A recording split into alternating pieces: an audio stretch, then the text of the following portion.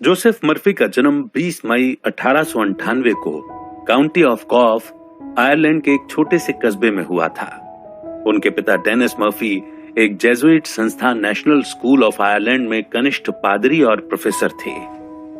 उनकी मां एलन कानली गृहिणी थी, जिन्होंने बाद में एक और बेटे जॉन तथा बेटी कैथरीन को जन्म दिया। जोसेफ की कठोर कैथोलिक परवरिश हुई। उनके पिता बहुत निष्ठावान थे और दरअसल बहुत कम सामान्य प्रोफेसरों में से थे जो जेजुइट धर्मावलंबियों को पढ़ाते थे। उनके पास कई विषयों का व्यापक ज्ञान था और उन्होंने अपने पुत्र में पढ़ने तथा सीखने की इच्छा जगाई। उस वक्त आयरलैंड आर्थिक मंदी से गुजर रहा था और कई परिवार भूखे मर रहे थे। हालांकि डेनिस मर्फी के पास रोजगार था, लेकिन उनकी आमदनी बस परिवार को पालने लायक ही थी। जोसेफ को नेशनल स्कूल में दाखिला मिला और वे एक प्रतिभाशाली विद्यार्थी थे। उन्हें पादरी बनने की शिक्षा ग्रहण करने के लिए प्रोत्साहित किया गया और वे एक जेजुइट धर्म संस्था में अध्ययन करने लगे। बहरहाल किशोरावस्था के अंतिम दौर में उनके मन में जेजुइट लोगों की कैथोलिक धर्मनिष्ठा पर सवाल उठने लगे और उन्होंने धर्म शिक्षण संस्था छोड़ दी। चूंकि उनका लक्ष्य नए विचारों का अन्वेषण करना और नए अनुभव हासिल करना था, एक ऐसा लक्ष्य जो वे कैथोलिक वर्चस्व वाले आयरलैंड में पूरा नहीं कर सकते थे। इसीलिए वे अपने परिवार को छोड़कर अमेरिका आ गए। वे अपनी जेब में सिर्फ $5 लेकर एलिस आइलैंड अप्रवासी केंद्र पहुंचे। उनका पहला लक्ष्य रहने के लिए जगह खोजना था। वे सौभाग्यशाली थे कि उन्हें एक औषधि विक्रेता के साथ एक कमरे में रहने का अवसर मिला, जो दवाओं की स्थानीय दुकान में काम करता था। जोसेफ को अंग्रेजी बहुत कम आती थी, क्योंकि उनके घर और स्कूल दोनों जगह गैलिक भाषा ही बोली जाती थी। ज्यादातर आयरिश अप्रवासियों की तरह ही जोसेफ भी दैनिक मजदूरी के काम करते थे और इतना भर कमा पाते थे ताकि अपना पेट भर सकें और मकान का किराया दे सकें। वो और उनके रूममेट अच्छे मित्र बन गए। जब दवा की दुकान पर एक नौकरी निकली जहां उनका मित्र काम करता था, तो जोसेफ को औषधि विक्रेता के सहयोगी के रूप में रख लिया गया। उन्होंने फार्मेसी का अध्ययन करने के लिए तुरंत एक स्कूल में नाम लिखा लिया। उनके तीक्ष्ण मस्तिष्क और सीखने की इच्छा की वजह से इसमें ज्यादा समय नहीं लगा। जब जोसेफ ने पात्रता परीक्षा उत्तीर्ण कर ली और पूरे औषधि विक्रेता बन गए। अब वे इतना पैसा कमाने लगे कि अपना अलग अपार्टमेंट किराए पर ले सकें। कुछ साल बाद उन्होंने दवा की दुकान खरीद ली और अगले कुछ वर्षों तक सफल कारोबार चलाया। जब अमेरिका द्वितीय विश्व युद्ध में दाखिल हुआ तो जोसेफ सेना में भर्ती हो गए और उन्हें 88वें डिवीजन के मेडिकल यूनिट में फार्मासिस्ट के रूप में काम दिया गया। उस वक्त उन्होंने धर्म में अपनी दिलचस्पी को दोबारा जागृत किया और विभिन्न धर्मों का व्यापक अध्ययन शुरू कर दिया। सेना से मुक्त होने के बाद उन्होंने फार्मेसी के अपने करियर को छोड़ने का निर्णय लिया। उन्होंने वृहद यात्राएं की और अमेरिका तथा विदेश के कई विश्वविद्यालयों में कोर्स किए। जोसेफ विभिन्न एशियाई धर्मों पर मुग्ध हो गए और उनके बारे में गहराई से सीखने के लिए भारत आए। उन्होंने सारे प्रमुख धर्मों का शुरुआत से अध्ययन किया। इसके साथ ही उन्होंने प्राचीन समय से वर्तमान युग तक के महान दार्शनिकों का भी अध्ययन किया। हालांकि उन्होंने कुछ बहुत बुद्धिमान और दूरदर्शी प्रोफेसरों के साथ भी अध्ययन किया, लेकिन जिस एक व्यक्ति ने जोसेफ को सबसे ज्यादा प्रभावित किया वे थे डॉक्टर थॉमस ट्रॉवर्ट, जो न्यायाधीश के अलावा दार्शनिक, डॉक्टर और प्रोफेसर भी थे। डॉक्टर ट्रॉवर्ट जोसेफ के मार्गदर्शक बन गए। उनसे जोसेफ ने न सिर्फ दर्शन, धर्मशास्त्र और विधि का ज्ञान हासिल किया, बल्कि रहस्यवाद भी सीखा, खास तौर पर मॉसनिक ऑर्डर। वे इस ऑर्डर के सक्रिय सदस्य बन गए और आगे के वर्षों में मॉसनिक पंथ में स्कॉटिश राइट की 32वीं डिग्री तक पहुंच गए। अमेरिका लौटने पर जोसेफ ने एक पादरी बनने और अपने व्यापक ज्ञान को जनता तक पहुंचाने का निर्णय लिया। चूंकि ईसाईयत की उनकी अवधारणा पारंपरिक नहीं थी और दरअसल अधिकतर ईसाई संप्रदायों के विपरीत थी, इसलिए उन्होंने लॉस एंजलिस में अपना खुद का चर्च स्थापित किया। शुरू में तो कुछ ही लोग आकर्षित हुए, लेकिन इसमें ज्यादा समय नहीं लगा, क्योंकि कई पादरियों के पाप और नरक के प्रवचनों के विपरीत आशावाद तथा आशा के उनके संदेश ने बहुत से स्त्री पुरुषों को उनके चर्च की ओर आकर्षित करना शुरू कर दिया। डॉक्टर जोसेफ मर्फी नव विचार आंदोलन के प्रवर्तक थे। यह आंदोलन कई दार्शनिकों और गहन चिंतकों ने 19वीं सदी के उत्तरार्ध और 20वीं सदी के प्रारंभ में विकसित किया था, जिन्होंने इस अद्भुत जगत का अध्ययन किया और जीवन को देखने के एक नए तरीके का प्रवचन दिया, लिखा और अभ्यास किया।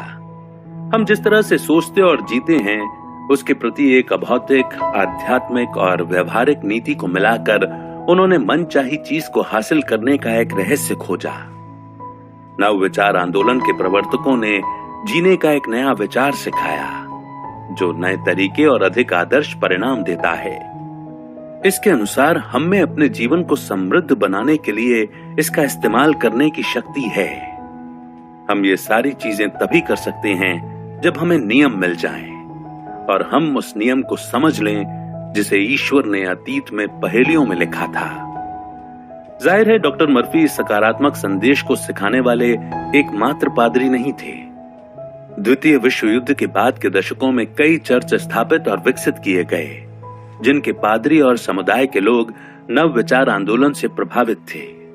Church of religious science, the unity church और ऐसे ही आराधना स्थल इससे मिलते जुलते दर्शन सिखाते थे। डॉक्टर मर्फी ने अपने संगठन का नाम the church of divine science रखा। वे अक्सर अपने जैसी सोच वाले सहकर्मियों के साथ मंच पर जाते थे और संयुक्त कार्यक्रम करते थे तथा दूसरे स्त्री पुरुषों को अपने चर्च में आने के लिए प्रशिक्षित करते थे।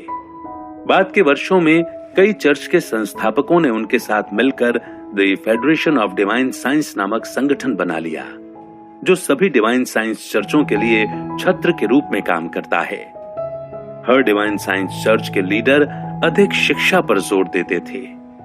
Doctor Murphy Saint Louis, Missouri में डिवाइन साइंस स्कूल की स्थापना का समर्थन करने वाले अगुआ थे, जो पादरियों और धर्म समुदाय दोनों को शिक्षा प्रदान करता है व नए पादरियों को प्रशिक्षित करता है।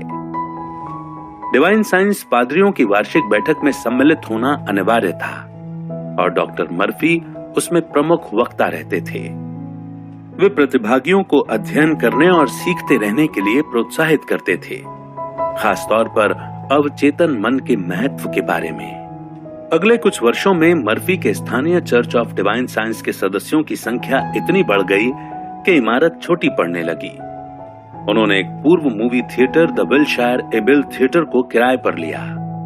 उनके प्रवचन सुनने के लिए इतने ज्यादा लोग आते थे कि यहाँ भी वे सारे लोग हमेशा नहीं समा पाते थे जो सुनना चाहते थे। डॉक्टर मर्फी और उनके स्टाफ द्वारा आयोजित कक्षाएं उनकी रविवारीय पूजा के अतिरिक्त थीं, जिनमें 1300 से 1500 लोग आते थे। इसके अलावा सेमिनार और व्याख्यान अधिकतर दिनों और संध्याओं को होते थे। चर्च 1976 तक लॉस एंजलिस के विलशायर एबेल थिएटर में बना रहा, जब ये लगूना हिल्स कैलिफोर्निया में एक सेवानिवृत्त समुदाय के पास एक नए ठिकाने पर चला गया। संदेश सुनने के इच्छुक लोगों की भारी संख्या तक पहुंचने के लिए डॉक्टर मर्फी ने एक साप्ताहिक रेडियो टॉक शो बनाया, जो अंततः 10 लाख से अधिक श्रोताओं तक पहुंचा। उनके कई अनुयायी संक्षेप से ज्यादा चाहते थे और उन्होंने डॉक्टर मर्फी को सुझाव दिया कि वे अपने व्याख्यानों और रेडियो कार्यक्रमों को टेप करें। पहले तो वे ऐसा नहीं करना चाहते थे, लेकिन बाद में वे ये प्रयोग करने को सहमत हो गए। उनके रेडियो प्रोग्राम अतिरिक्त बड़ी 78 आरपीएम डिस्क पर रिकॉर्ड किए जाते थे, जो उस समय एक आम परंपरा थी। उन्होंने ऐसी ही एक डिस्क से 6 कैसेट बनाकर उन्हें विलशायर एबेल थिएटर की लॉबी में सूचना मेज पर रख दिया। सारे कैसेट 1 घंटे में ही बिक गए। इससे एक नया उपक्रम शुरू हो गया।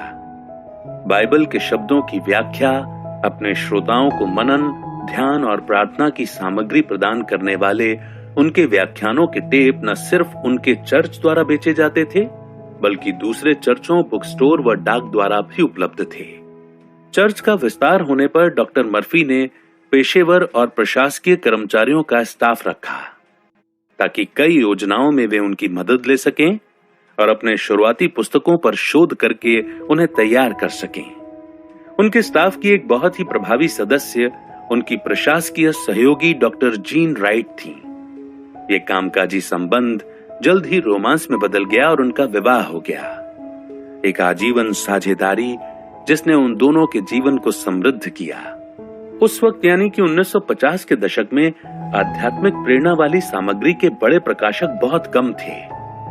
मर्फी ने लॉस एंजलिस के इलाके के कुछ छोटे प्रकाशकों को खोजा और उनके साथ छोटी पुस्तकों की एक श्रृंखला निकाली, अक्सर 30 से 50 पेज की, जिन्हें पैम्फलेट के रूप में छापा गया था, जो अधिकतर चर्चों में $1.5 से $3 में बिकती थी। जब इन पुस्तकों की मांग इस सीमा तक बढ़ गई कि दूसरे और तीसरे रिप्रिंट की नौबत आई, तो महत्वपूर्ण प्रकाशक समझ गए कि ऐसी पुस्तकों का बाजार है और उन्होंने इन्हें अपने कैटलॉग में शामिल कर लिया। डॉक्टर मर्फी अपनी पुस्तकों, टेपों और रेडियो प्रसारणों की बदौलत लॉस एंजलिस के बाहर भी मशहूर हो गए तथा उनके पास देश भर से व्याख्यान के आमंत्रण आने लगे। उन्होंने अपने व्याख्यान सिर्फ धार्मिक मसलों तक ही सीमित नहीं रखे, बल्कि जीवन के ऐतिहासिक मूल्यों, स्वस्थ जीवन की कला और महान दार्शनिकों की शिक्षाओं पर भी संदेश दिया, पाश्चात्य और पूर्वी संस्कृतियों दोनों की। चूंकि डॉक्टर मर्फी ने कभी गाड़ी चलाना नहीं सीखा था, इसलिए उन्हें यह व्यवस्था करनी थी कि कोई उन्हें उन जगहों पर ले जाए जहां व्याख्यान देने का आमंत्रण उन्हें दिया जाता था और उनकी अति व्यस्त समय सारणी की दूसरी जगहों पर भी ले जाए। उनकी प्रशासकीय सहयोगी और बाद में उनकी पत्नी के रूप में जीन का एक काम डॉक्टर मर्फी के कामों की योजना बनाना, ट्रेन या फ्लाइट की बुकिंग करना, हवाई अड्डे पर कार से लेना, होटल व्यवस्था करना और यात्रा के अन्य सारे विवरण तय करना था। मर्फी दंपत्ति संसार के कई देशों में अक्सर यात्रा करते थे। उनकी प्रिय कामकाजी छुट्टियां समुद्री पर्यटन, जहाजों पर सेमिनार आयोजित करना था। ये यात्राएं 1 सप्ताह या इससे लंबी चलती थीं और उन्हें संसार के कई देशों में ले जाती थीं। डॉक्टर मर्फी की एक बहुत पुरस्कारदायक गतिविधि कई जेलों के कैदियों से बातचीत करना था।